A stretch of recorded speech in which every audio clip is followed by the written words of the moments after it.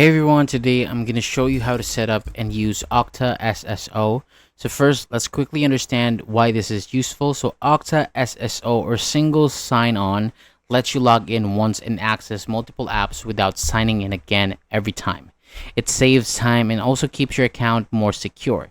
So to get started, open up your browser and go to your Okta login page. So this is usually provided by your company or organization. And once you are there, enter your email and password, then complete any verification if prompted, like a code or approval on your phone. After signing in, you'll land on Okta dashboard. So this is where all your connected apps are shown. You also see different icons for the apps you have to access. Now, to use SSO, simply click on any app from the dashboard, and then Okta will automatically log you into that app without asking for another username or password. So that's the main idea of single sign-on. And if you don't see an app you need, it usually means access hasn't been added yet. In that case, you would need to request access from your admin. Also, if your account has extra security enabled, you might be asked to verify your identity when logging in.